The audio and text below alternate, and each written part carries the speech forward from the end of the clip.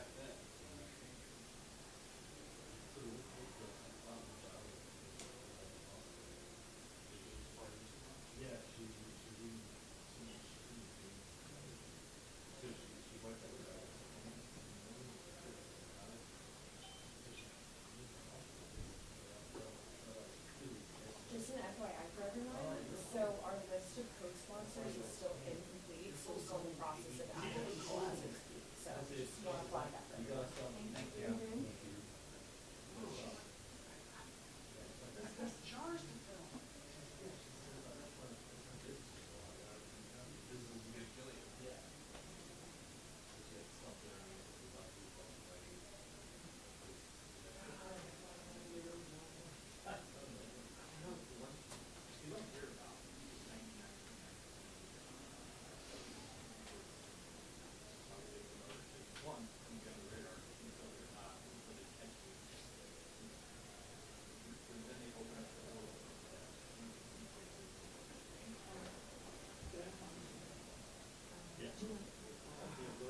Oh, sure. Thank you so much. I really appreciate it.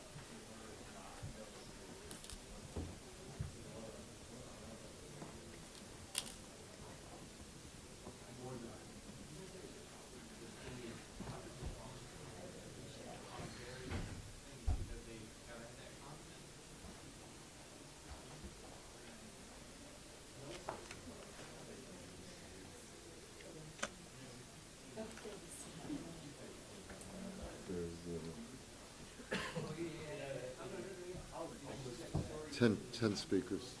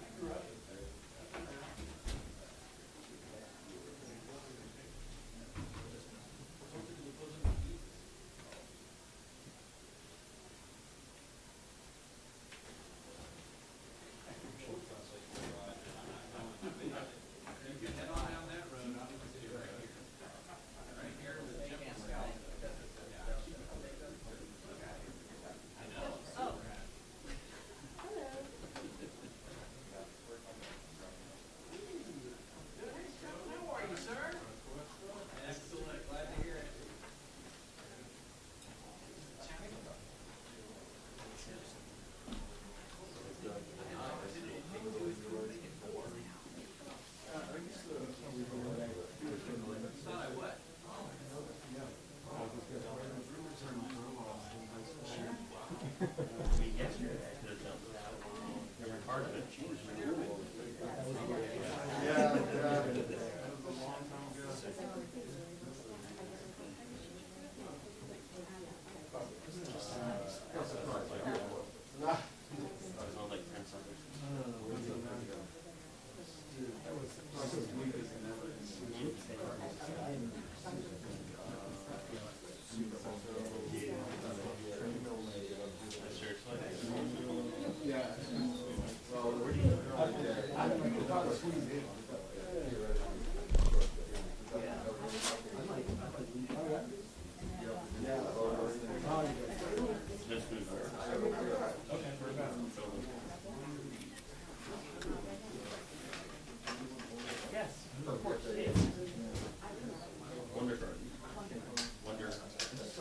Where are they going to put the senators?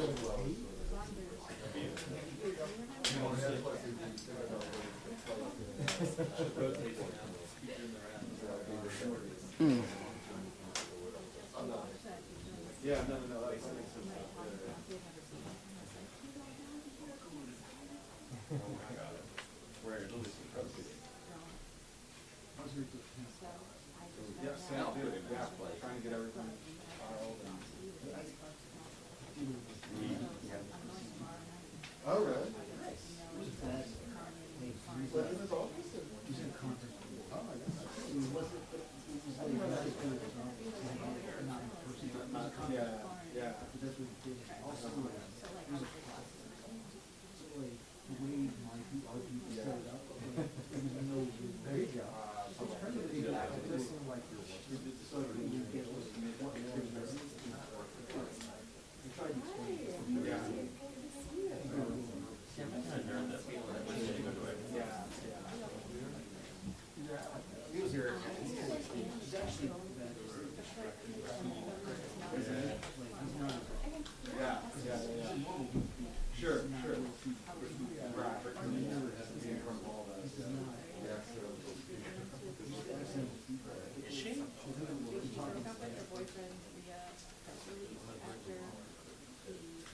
This is reserved by Dodgers.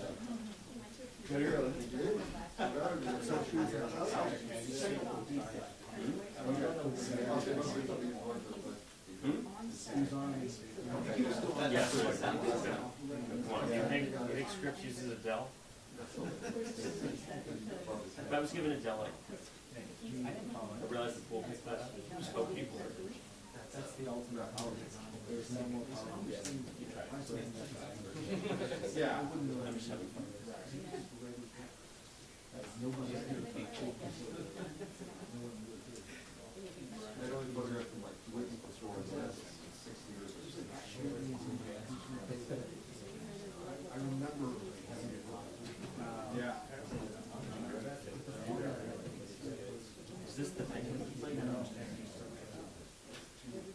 Yeah. What are we doing?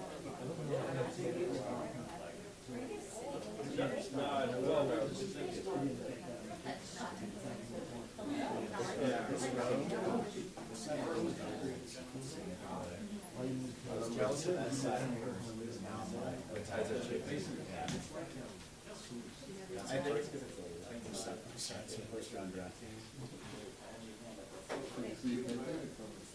Yeah, but it's on before maybe. Yes.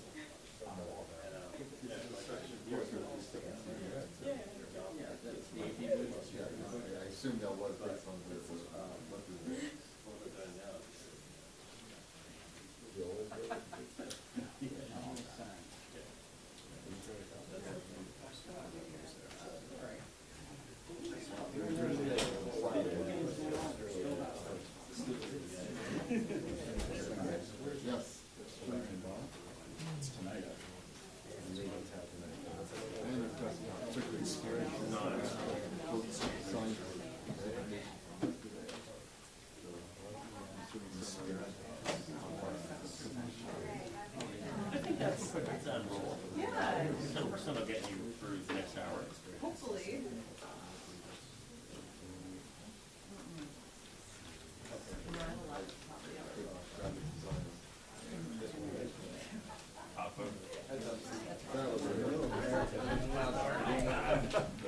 Senate, that's for sure. Sorry. Guess I need to take the call. Yeah. We're the only people to ever start on time, y'all witnessing history. So, Tom Cotton.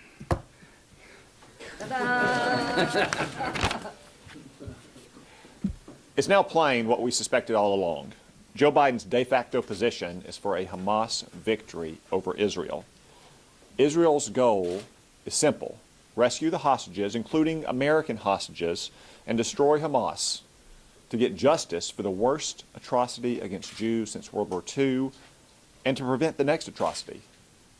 Hamas's goal is also simple: survive. Hamas's leaders and its last 4 battalions are holed up in Rafah, so Israel has to defeat Hamas in Rafah to win. Hamas wins if it survives in Rafah, and Joe Biden has threatened to withhold weapons from Israel for fighting in Rafah. Therefore, Joe Biden objectively favors a Hamas victory over Israel. It's just that simple. And the president is only emboldening Hamas. Why would Hamas release hostages when Joe Biden will give Hamas exactly what it wants: survival without releasing hostages? He's also emboldening Iran. Here's what Joe Biden has done since October 7th. Sanctions for Israelis and an arms embargo on Israel. Sanctions relief and the end of an arms embargo on Iran. Now, some people say Joe Biden is doing this for his re-election, which would be bad enough. It would also, I have to add, be grounds for impeachment under the Democrats' Trump-Ukraine standard, withholding foreign aid to help one's re-election. Only with Joe Biden, it's true. But I'm afraid it's also worse than that. Joe Biden and Israel-hating Democrats are using electoral concerns as a pretext to do what they've always wanted to do: to cut Israel loose. Remember, a lot of Barack Obama's aides, who are now Joe Biden's aides, disputed that Hamas was even a real terrorist group to begin with. For that matter, remember that Joe Biden himself threatened Israeli Prime Minister Menachem Begin more than 40 years ago with cutting off aid to Israel. Begin humiliated Biden, warning him not to threaten Israel and saying, "I am not a Jew with trembling knees." Israel is fighting a just and necessary war. Their knees are not trembling. As Prime Minister Netanyahu just said, they'll fight alone if they have to. But let me assure all the Israelis watching, you won't have to fight alone. You don't have a problem with America. You have a problem with Joe Biden and Chuck Schumer and the Democratic Party. And the American people are going to solve that problem for you in 6 months. Senator Coon and Collins. Well, thank you, Lindsey, for your leadership on this and all issues that pertain not only to America's national security interests, but to that of our allies. 72% of Americans support the idea that Israel needs to take the actions necessary to protect itself and to end the rule and reign of Hamas, a terrorist organization operating not only there but in that entire region of the world. That is a much larger percentage of the American people, obviously, than support what Joe Biden is doing. And as has been pointed out, this is an opportunity for America to stand shoulder to shoulder with our closest ally and to convey to the people of that country that the United States is a reliable ally and that we can be counted on. The problem with what's happening with the Biden administration today is not only does it force people to question our reliability as an ally, it puts Israel's national security interests at risk. This is insane, what is being suggested by this administration after the Congress, in huge bipartisan fashion, supported over $14 billion to go to aid Israel.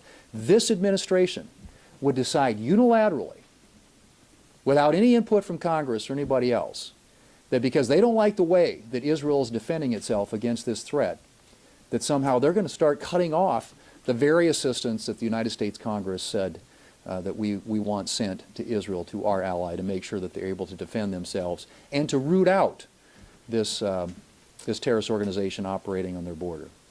The American people support Israel overwhelmingly, as has already been pointed out.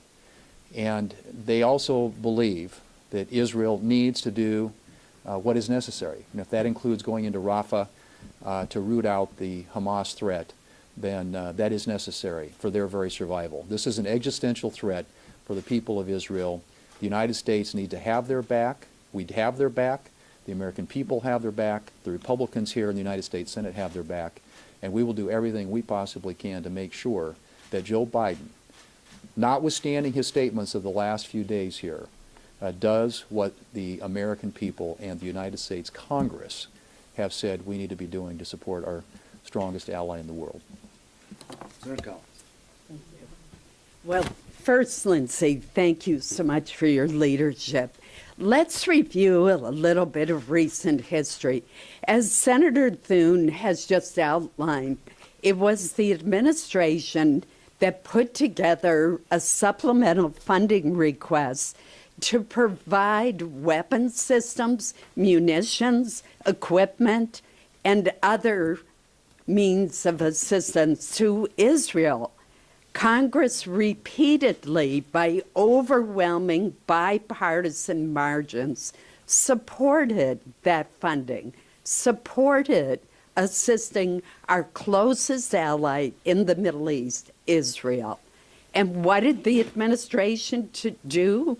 Without any consultation, over the weekend, the administration decides to halt the delivery of essential weapons to Israel. They did not inform the Appropriations Committee. They did not inform the Foreign Relations Committee. They did not inform the Armed Services Committee. It was a unilateral decision. Yesterday, during the Defense Appropriations Subcommittee hearing, many of us questioned Secretary Austin about the decision made secretly over the weekend without consultation with Congress. He said that it was not a final decision. If you pause, if you halt the delivery of weapon systems that Israel needs to defend itself and to win the war against a terrorist group that is dedicated to its destruction, that is a decision. Thank you. Senator Risch. Well, thank you very much. I put out a press release on this a little earlier today, which has a lot more detail than what I'm going to say, and it's going to be brief. Look, the non-partisan weapons sales process has kept domestic political squabbles out of this for a long, long time. It's been in place for about a half a century, and it has worked really, really well. The administration has stepped outside that those boundaries now with what they're doing here without any notifications to us. Look, we have a situation here where the Congress passed funding, the administration allowed these weapon sales. Myself and the other 3 members of Congress who closely look at these sales and take that obligation seriously all signed off on it. And now in the heat of battle, this administration is saying, we're going to pull this back. This is unprecedented. It's going to be watched by our enemies. It's going to be watched by our allies, and it is not helpful to the national security of the United States. More importantly, what the administration claims to be trying to do is to reduce the collateral damages when Israel goes into Rafah. And they are going into Rafah. They've said they're going in with or without anybody else's help. What is the system that they've held up? It's the kits that make the bombs smart bombs and precision bombs instead of general bombs. They're doing exactly the opposite of what they say they're trying to do. This is simply a nod to their far left flank. It's trying to have a foot on each side of the fence, which it can do.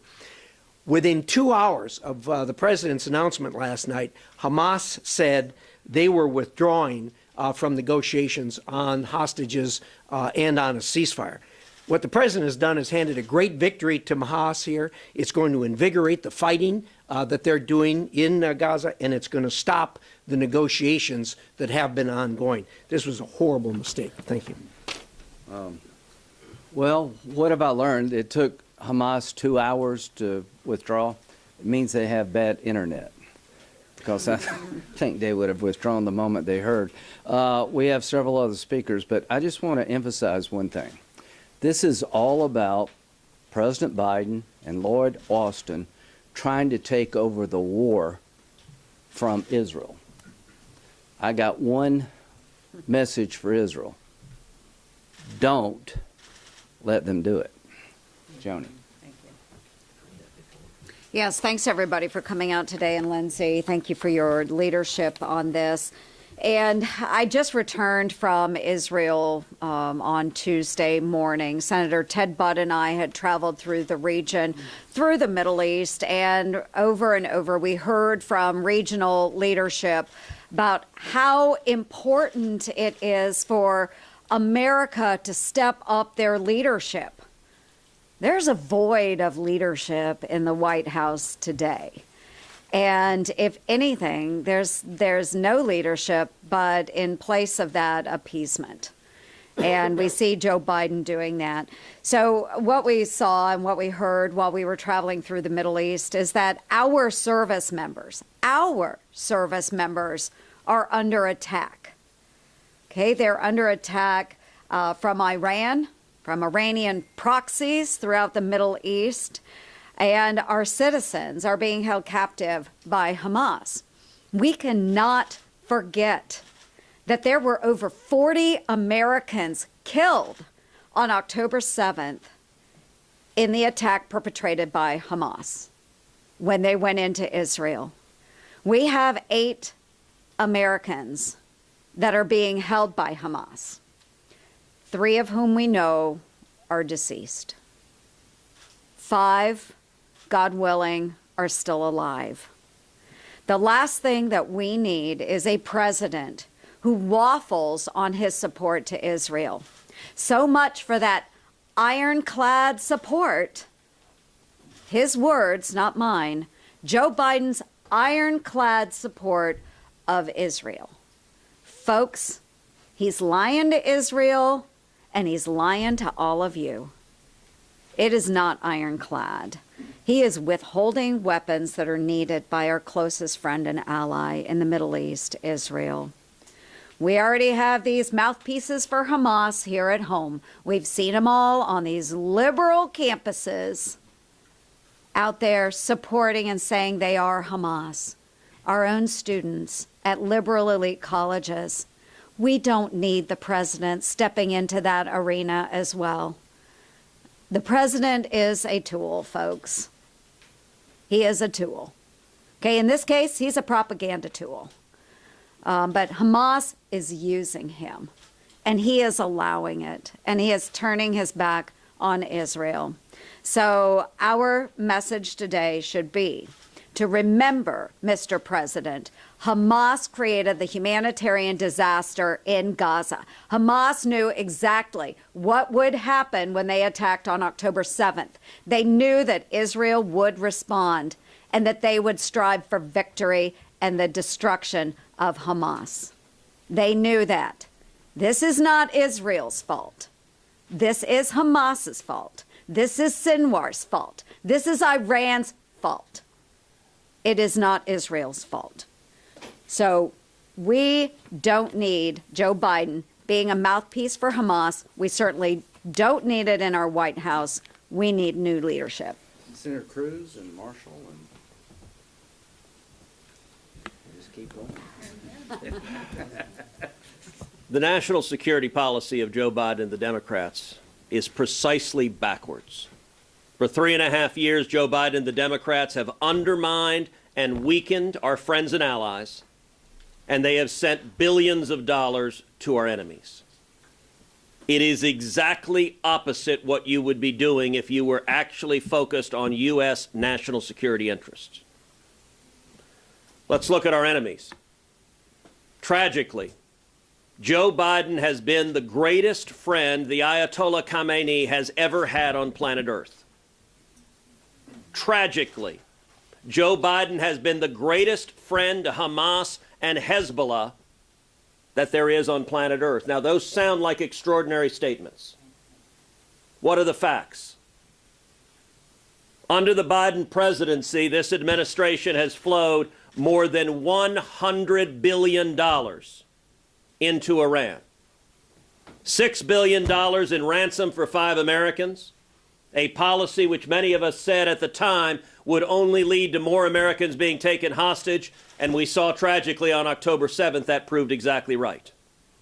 $10 billion in funds in Iraq that the Biden administration wanted to flow to the Ayatollah, and then over $80 billion in oil.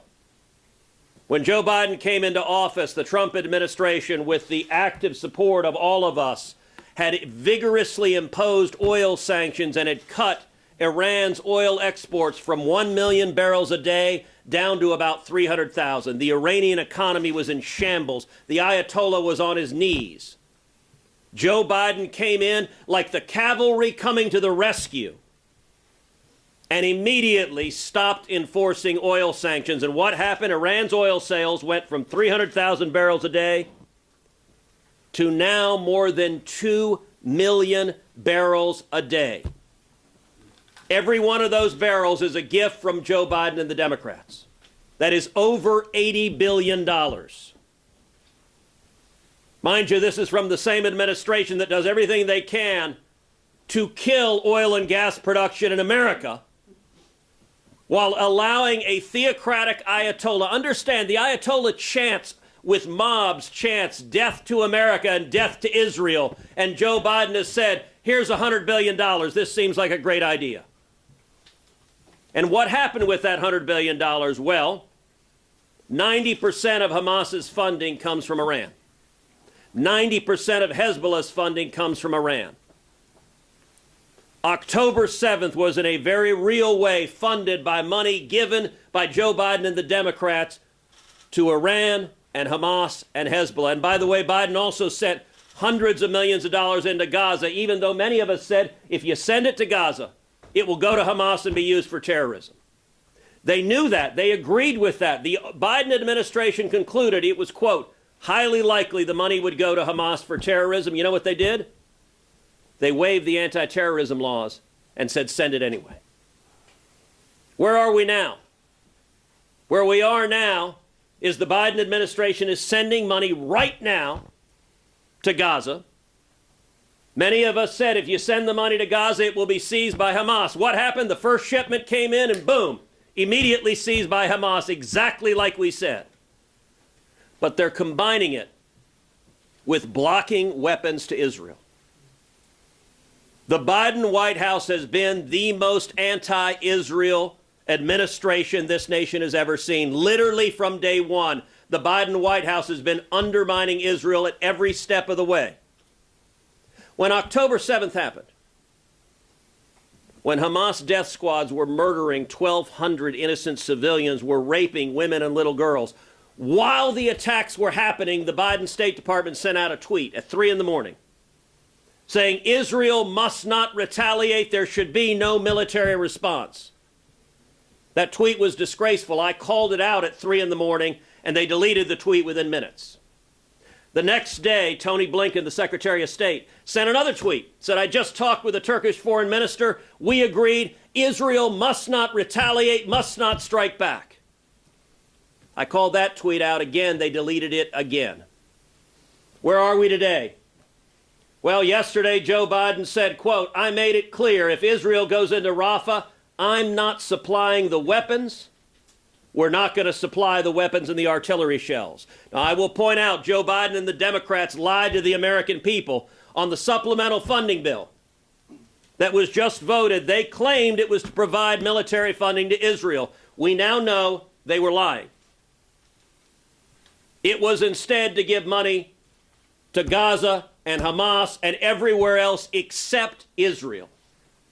We should have sent this military aid 6 months ago. 6 months ago, many of us went to the Senate floor to force a vote on emergency military aid in November, right after October 7th. Every single Democrat voted no. It was a straight party line vote. A final observation. What Joe Biden is doing is not new. He has spent decades attacking and undermining Israel. Yes, it is true the radical left wing of the Democrat Party, the pro-Hamas wing of the Democrat Party is on the rise, is on campuses, and the Democrats are terrified of them. All of that is true. Yes, it is true they're terrified they're going to lose Michigan unless they give in to the pro-Hamas wing of the Democrat Party. But understand, these sentiments are not new for Joe Biden. In 1982, when, by the way, I was 11 years old. Yeah, we're young. There you go, Ted. In 1982, Joe Biden was a senator from Delaware, and he confronted Israel's Prime Minister Menachem Begin during his Senate Foreign Relations Committee testimony. And you know what Joe Biden was doing in 1982? Same damn thing he's doing in 2024. He threatened to cut off aid to Israel in 1982. And Prime Minister Begin responded as follows, quote, "Don't threaten us with cutting off your aid. It will not work. I am not a Jew with trembling knees. I am a proud Jew with 3,700 years of civilized history. Nobody came to our aid when we were dying in the gas chambers and ovens. Nobody came to our aid when we were striving to create our country. We paid for it. We fought for it. We died for it. We will stand by our principles. We will defend them. And when necessary, we will die for them again, with or without your aid." Even though Joe Biden wants to abandon Israel, and even though the Democrats in the Senate and House apparently support him in wanting to abandon Israel, America does not, and we should not let him. We should stand together and say, America stands united with Israel, and Hamas should be utterly destroyed. Roger. All right. Amen. Damn, he's I good. want to pass the plate. He is really good. Senator Cruz, what that reminds me of is I keep calling Joe Biden's national security policy his schizophrenic national security policy, and you hit on a lot of the points. Senator Graham, I'm honored to stand in this foxhole with you, and never been more honored to stand with these group of soldiers here fighting for the safety and well-being of Israel. You know, I've often said watch what Joe Biden and the Democrats do. Don't watch what they say, watch what they do. This is Senator Schumer, November 14th in the National Mall. I quote him, "We will not rest until you get all the assistance you need. We will not rest until you get all the assistance you need." Several hours later, we had a vote where they tabled standalone funding for Israel. As a matter of fact, 6 times the Democrats have voted against standalone funding for Israel. I would ask Leader Schumer, where's his outrage today? If he sits here and says that he would not rest until Israel gets the help they need, where is his outrage today? April 17th, Wall Street Journal, Joe Biden. And I quote him, "Now is not the time to abandon our friends. The House must pass urgent national security legislation for Ukraine and Israel." So April 14th, the President of the United States is saying this is urgent. This week, as several people have referenced, on Holocaust Remembrance Day, Joe Biden said, "Never again. Never again to the Holocaust survivors and Jewish Americans." Here he is saying one thing, but he does another. His words are empty. This is why he has no respect on the world stage. He now holds aid up to Israel with zero transparency and zero communication to Congress. I want to just talk a second about Joe Biden's schizophrenic foreign policy. This is what makes him so very weak, and why our enemies don't fear us and our allies don't respect us anymore, because he has a schizophrenic policy. He says he wants to help Israel, but he's bowing knee to a handful of votes in Michigan. He can't thread this needle. He's putting political aspirations ahead of sound national security policy. That's why it seems schizophrenic to me and to many Americans as well. At the end of the day, we don't know where Joe Biden stands. I don't know where he stands on this issue. He says one thing, he does another. Does he stand with Israel or does he stand with Hamas? Does he stand with the anti-American protesters rioting across Americans' college campuses? All of his actions are saying that he stands with Hamas. Again, I'm honored to be up here today, and I just want our friends in Israel to know, as for me and my family, we're standing with Israel. Thank you. There are only 49 of us, so there'll be an end to this. Well, welcome to Joe Biden's America. Tuesday morning, I left beautiful Big Sky country in Montana and flew back to Washington, D.C. I landed at DCA. My staff picked me up, and we were on our way to see George Washington University. I walked on that campus. I stood in front of the statue of George Washington. The statue of the founder of our country was wrapped in a Palestinian flag. His head was wrapped in the keffiyeh, the black and white checkered scarf, spray painted, vandalized the bottom in red spray paint. It said genocide.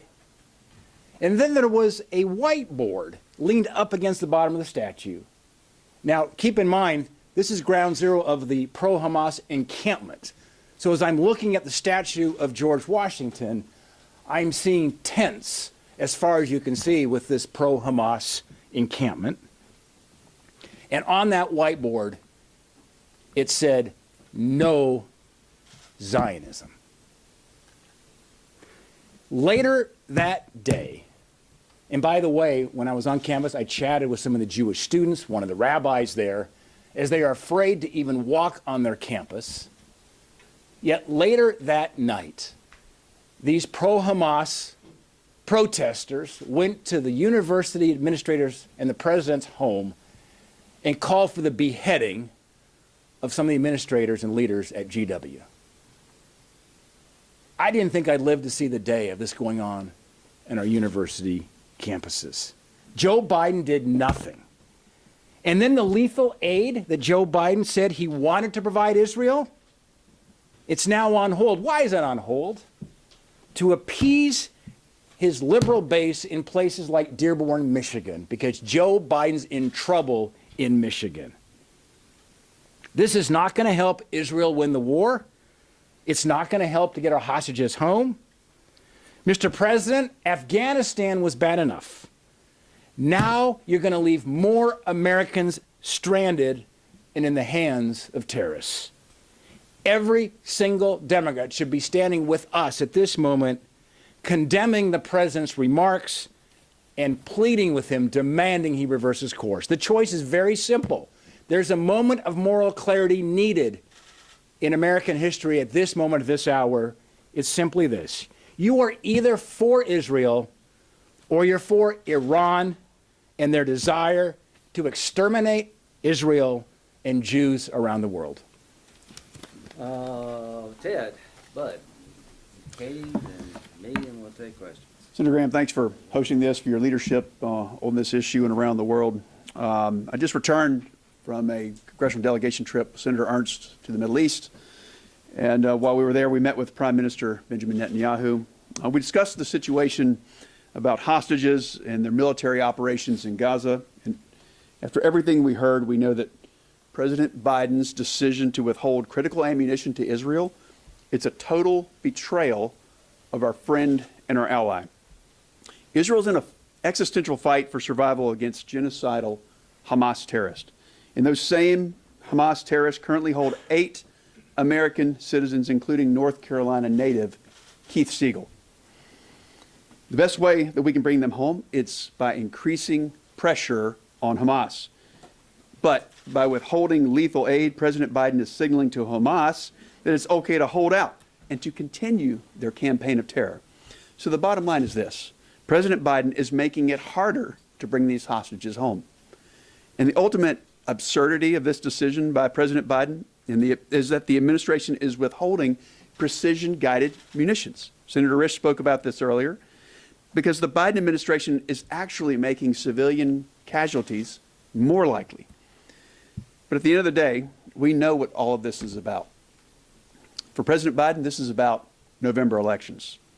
And I know firsthand that President Biden is overruling his own national security team, and he's letting a few radical activists on his staff dictate our foreign policy.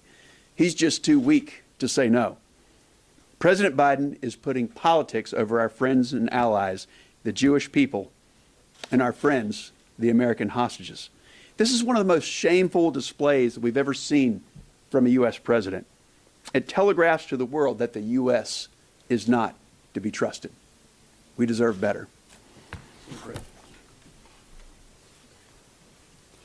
Thank you. I want to start by thanking Senator Graham for your leadership on this and so many important issues.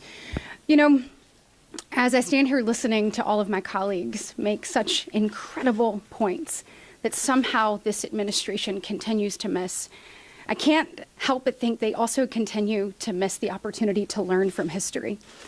As we heard Senator Daines talk about what's happening on our college campuses, talking about the lack of enforcement of Title VI, this administration refusing to protect our Jewish brothers and sisters as they want to go to class, they want to eat peacefully in dining halls, be okay in their dorms. I remember that discrimination upon race, denigrating someone upon race, blocking someone from a classroom wasn't okay in the 1960s. Do you hear me? And it is not okay today. This administration needs to stand up and stand against anti-Semitism. What else they're failing to learn from?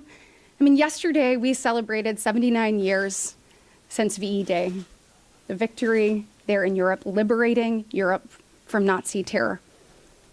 Earlier this week, we honored those 6 million Jews that died in the Holocaust. We are at a place in this country, a Harvard-Harris poll just came out, where it said between the ages of 18 and 29, 1 in 5 of those individuals don't believe the Holocaust even existed. And on that note, I think it's important that we continue to tell the story of October 7th, because somehow that has gotten lost. Senator Graham led a delegation to Israel. We sat across from Israeli leaders. We watched the footage, the horrifying footage of those Hamas terrorists with the GoPro cameras strapped to their heads and their chest. When we talked to the Israeli officials, we mentioned 9/11, and they said, yes, it's similar, but I want you to understand why it's different. You were able to wake up on September 12th and tell your kids that the perpetrator was oceans away. We woke up on October 8th, and the people who want to eradicate this entire population are just miles down the road. I want you to think of what we're asking for parents in Israel who are tucking their children in at night. These disgusting, barbaric terrorists, they're not going after soldiers. They're coming after babies and beheading them. We watch them rape women. We watch them pull Holocaust survivors from their wheelchair. We watch them burn parents alive in front of their children. This is what we are up against. You cannot, in good conscience, ask parents to tuck their kids at night without believing that Israel can move forward and eradicate Hamas. There are still 4 battalions in Rafah. So understand what that means for the innocent people of Israel. We must do more. Never again is now. And I urge the President of the United States to not be the very first president to not stand with Israel. They are our greatest ally, and they deserve us to stand shoulder to shoulder with them as they fight the evil that is Hamas. Well, thank you all. So real quick, let's just build up where, Mr. President, reconsider this. It's okay to reconsider and change your mind when circumstance warrant. For over a year, I have been working with the Biden administration and many of my colleagues up here to try to have an agreement between Saudi Arabia and Israel that would end the Arab-Israeli conflict on President Biden's watch. I believe a Democratic president is best positioned to build on the Abraham Accords when it comes to Saudi Arabia and Israel. That would be a major accomplishment. I think President Trump understands he would get his fair share of credit. I have been to Saudi Arabia and Israel 5 times since the war. The goal is to try to bring Saudi and Israel to the table to conclude a deal that would end the Arab-Israeli conflict, isolate Iran, and find a better, hopeful future for the Palestinians through direct negotiations with Israelis. I am still committed to that. Mr. President, if you do not change this policy, you will have destroyed the last best chance to deliver lasting stability in the Mideast for generations. Saudi Arabia is watching. Would you, as a nation, sign a defense agreement with the United States knowing what we have just done to Israel?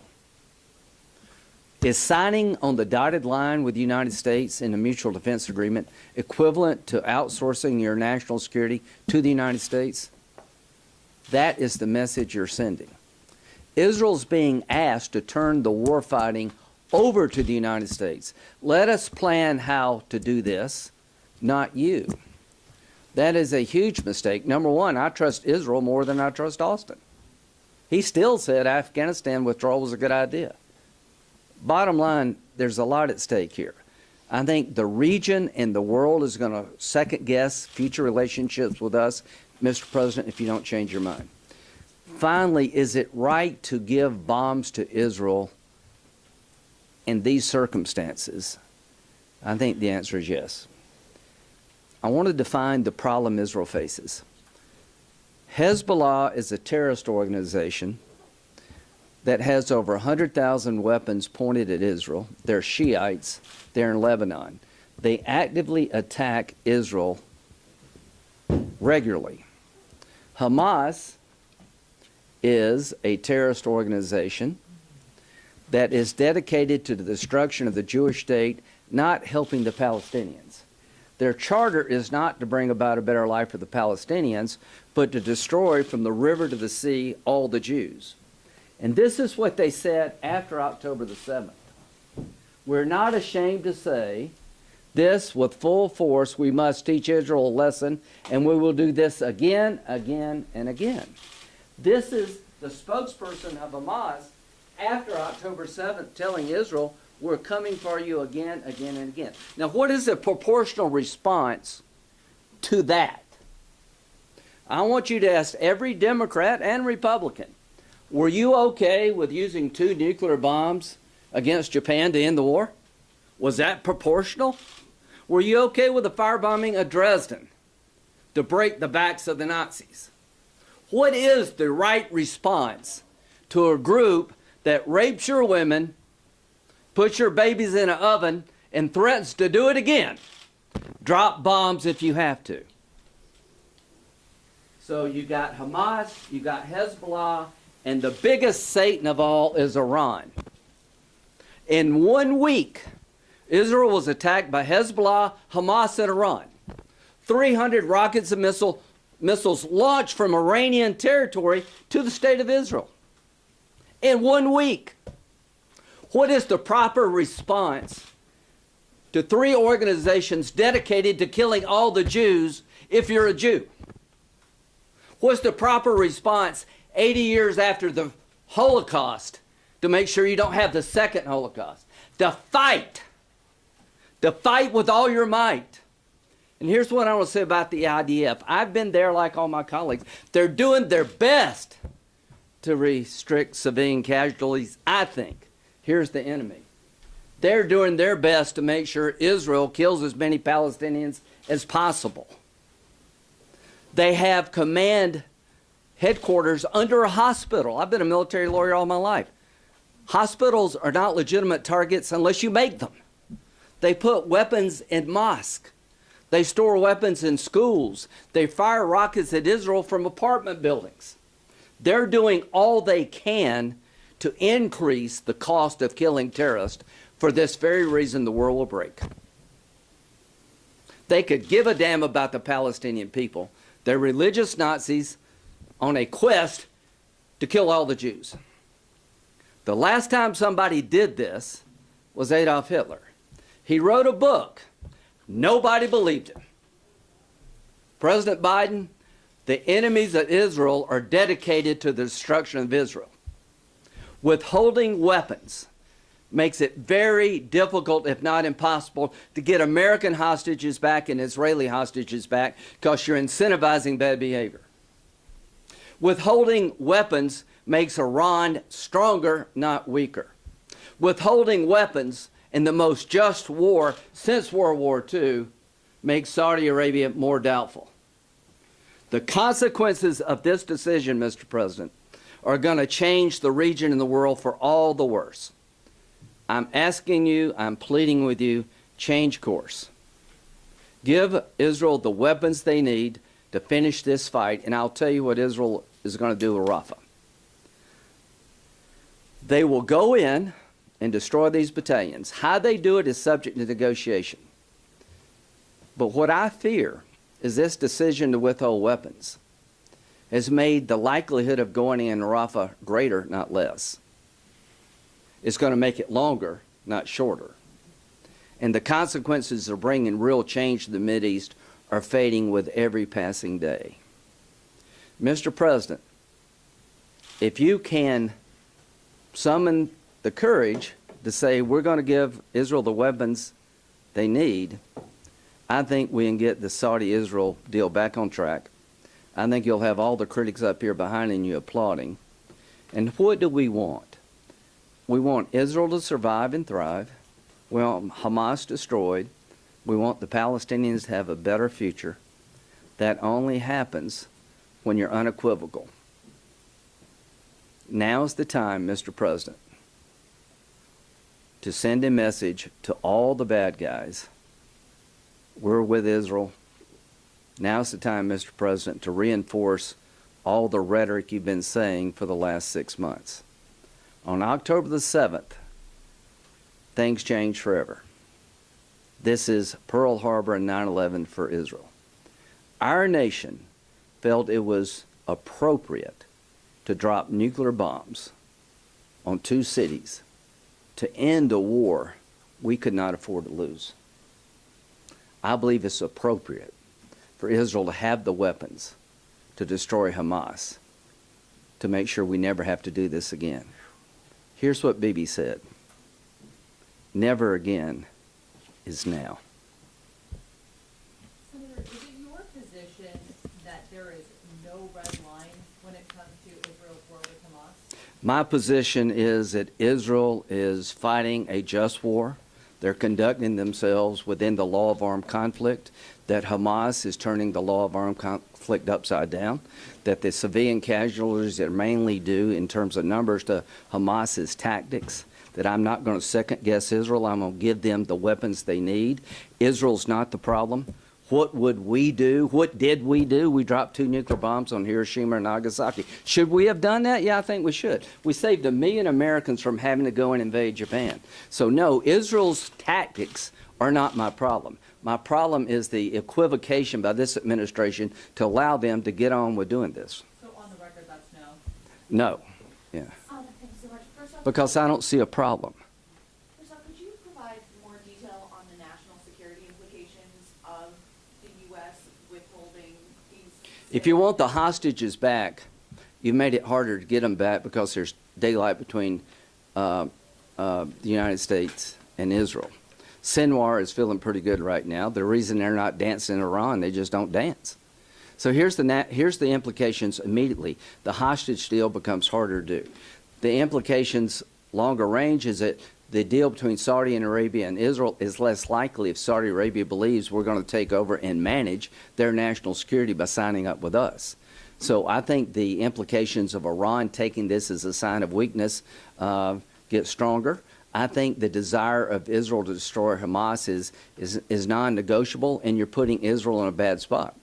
And then do you also, given the developments that you brought up, Saudi-Israeli normalization, do you still have a high confidence level that I am hoping it doesn't get derailed, but here's what you have to ask yourself. If you're Saudi Arabia, knowing what they're doing to Israel, would you sign on the dotted line? Knowing that they may come a day when you're in a fight for your life against maybe the Houthis or the Iranians, and all of a sudden we show up saying, no, you can't do this, you can't do that. All I can say, folks, if somebody had told us, you're doing too much to destroy Germany and Japan. After what they did, it would have fallen on deaf ears. Israel's trying to lower civilian casualties. Hamas is trying to increase civilian casualties. Therein lies our problem. Senator, given that there have been thousands of civilians that have died, do you think there should be no lever at all for the administration to try to prevent American weapons being used in attacks that even unintentionally end up killing innocent children or I think Israel is in a fight for its life. That the reason so many Palestinians have been killed is because Hamas has command centers under hospitals. Hamas uses the Palestinian people as human shields. Don't reward their behavior. What you're doing is you're saying Hamas has put Palestinians in the crosshairs of Israel, so stand Israel down? That's the dumbest thing I've ever heard in my friggin' life, is that you tell the person who's about to be wiped off the map, you got to slow down because your enemy is making it hard on the Palestinian people to survive because they choose to put them in harm's way. That is ass backwards. I'm going to add one thing, is that the blood of every person dying is on Hamas's hands. And I think, to Lindsey's point, is that Israel has done everything they can to minimize collateral damage and civilians dying. Even recently, trying to get people out of Rafah and moving them to out of harm's way as well. But what type of a soldier or warrior hides behind women and children? Come out and fight. And one thing I also want to add, Lindsey, is Hamas and Iran just don't want death to Jews. They want death to Americans too. Yeah, right. I left that out. Yeah.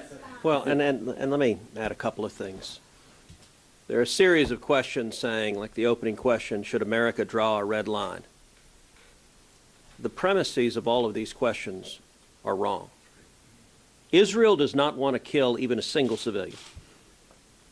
Israel's objective is clear and unequivocal. It is to protect the nation of Israel, to protect the lives of Israelis, and it is to defeat Hamas, to kill terrorists who want to murder every Jew on the planet.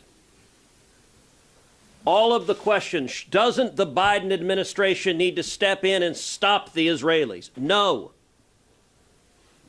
Their objective is to kill 0 civilians, and there is no military on the face of the earth that does more to protect civilians, to avoid civilian casualties, than the Israeli military. They do things like, if they're going to drop a bomb, if they have intelligence that Hamas terrorists are in a building, they're going to drop a bomb on the building, they will do something like send a dud bomb first that lands on the ceiling of the building, doesn't blow up.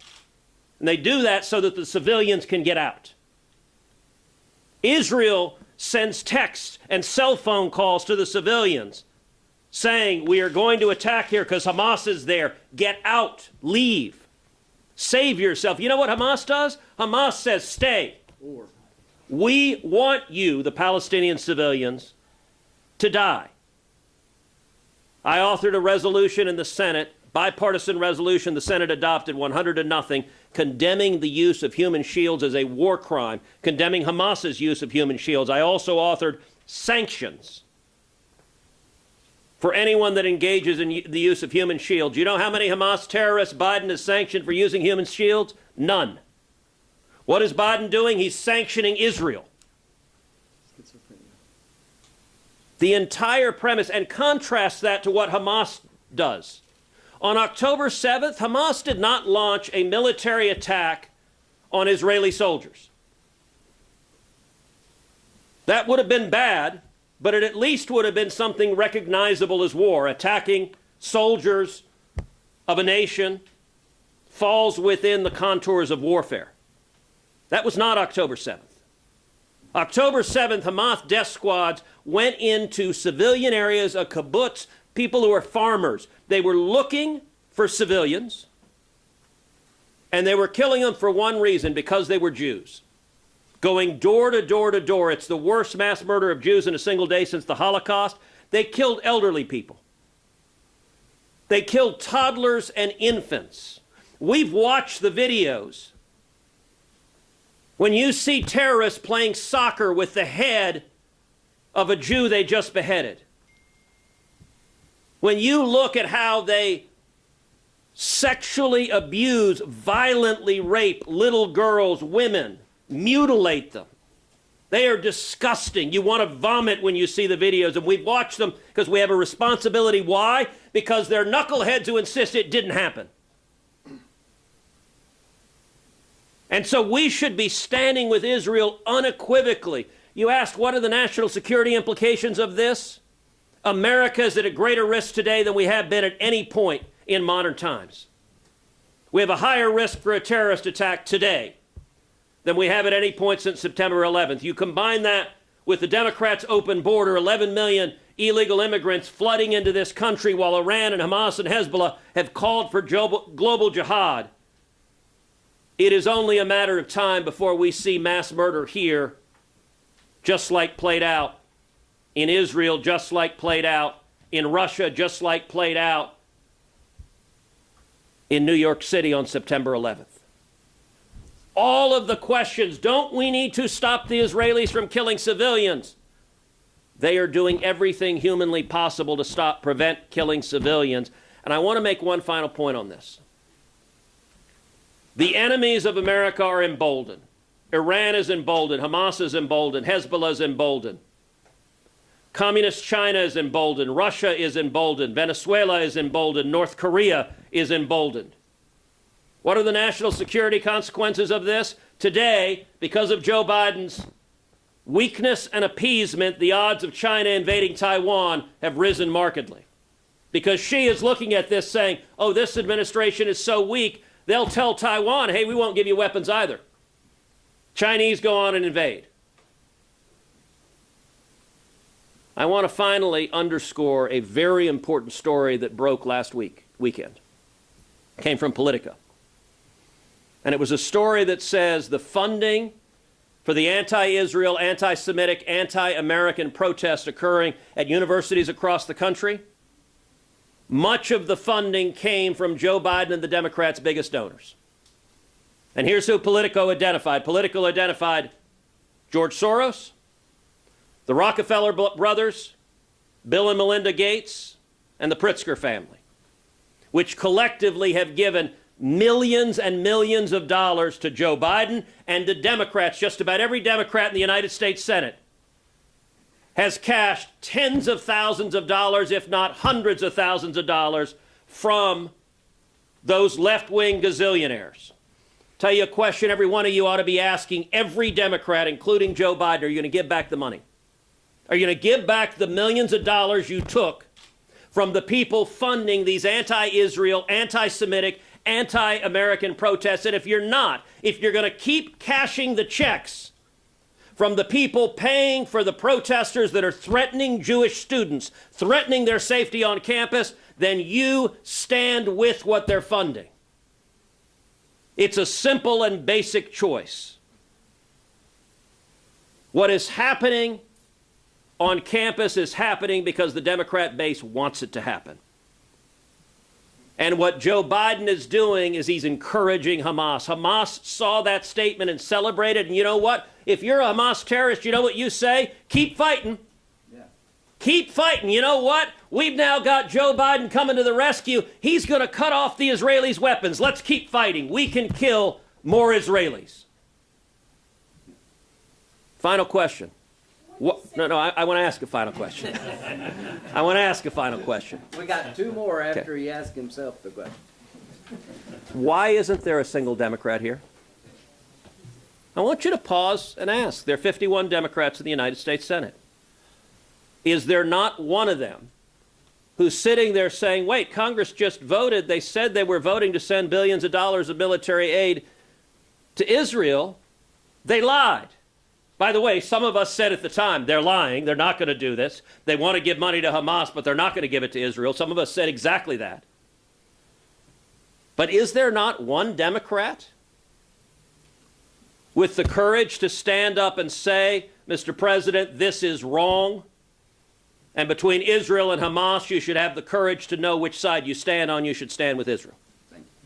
Two more questions. What do you say to Congress members who are concerned about about violations of U.S. law regarding foreign assistance, such as the Leahy Act. I think there's a report coming out, I think, tomorrow about that analysis. I don't know if it's coming out tomorrow or not. So here's what I would say. Yeah, we have laws on the books. Israel is a well-regulated military. They have a judge advocate who I actually know. They prosecute people who violate the law of war, IDF members. So what I would say is let's listen to see what the State Department says. But back to your question, what red lines did we have in World War II? Apparently none. What I'm trying to do is destroy Hamas with the least amount of damage to the future. They got to go. For the sake of the Palestinians, they have to go. For the future of Israel, they have to go. The tactics being employed to destroy them are incredibly difficult because their behavior is making it so hard. The bottom line is when your enemy takes the people they represent and use them as pawns to drive up the casualty rate to hope the world turns on you, you don't want to reinforce that model. And I'll end with one thought that Ted had. If Hamas surrendered tomorrow and turned the hostages loose, would Israel still kill Palestinians? No. They would end the war because the threat to them is over. Here's the question. If Israel withdrew tomorrow and stopped dropping bombs, would Hamas still try to kill them? Yes. That's what this is all about. Israel is not a genocidal nation. Israel has got 6 peace agreements with Arabs. Israel is entertaining trying to recognize Saudi Arabia, the keeper of the mosque in Medina and Mecca. They have a history of integrating themselves in the region. What history does Hamas have? Killing Palestinians who want to work with Israel, destroying the Israeli population, driving them into the sea. This is about as clear contest as I've ever seen in my entire life. This is not difficult for me to figure out what to do.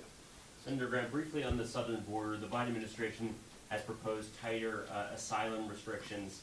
Just want to get your reaction to those. Do you think those are a step in the right direction? I welcome anything that would lessen the flow, put a cap on parole. Yes, Senator, you all mentioned that President Biden took unilateral action to not consult with Congress. Is there anything Congress is considering to do to curtail the president's prerogative to? Yes. Yeah. We're thinking about what tools do we have available. So to my Democratic colleagues, you could be in the same boat here. I mean, there is checks and balances here. There are rules. There are rules of war, and there should be. I've been a military lawyer. I'm not asking to abandon international law here. I'm just trying to get people to understand that the enemy here is abusing every law on the books, making it very difficult for Israel. And I don't want to reward that behavior by punishing the victim. You want to punish the offender, not the victim. So we're going to look at what tools do we have, and here's the first tool I have. Sit down with Democrats and see if we can walk this back. Senator, yeah. Do you all agree with Senator Cotton's suggestion that Biden should be impeached under President? I didn't come here to talk about that, but given what they did to Trump, I think you make a good argument. But I didn't come here to impeach the president. I came here to let everybody know we don't agree with this decision. I don't know where our Democrat friends are. It's a horribly bad decision and dangerous because it does put the hostages more at risk.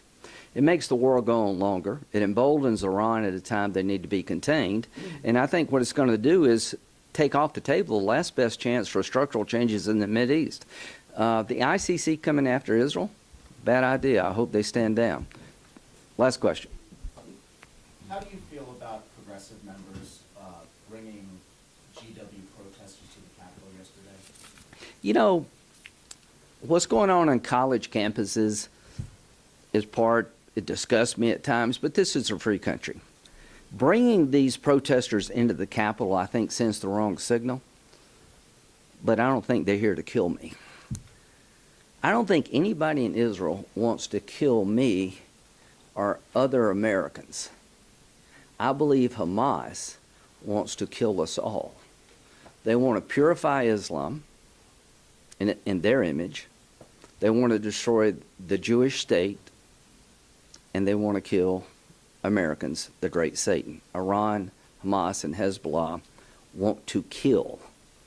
It's one thing to act out, to say outrageous things.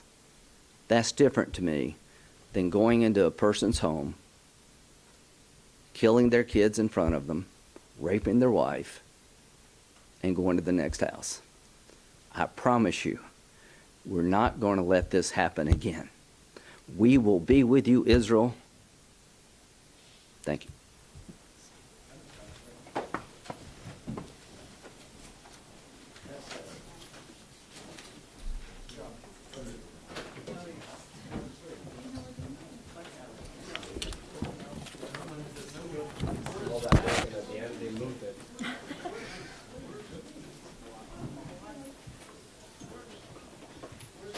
Are you wearing cowboy boots?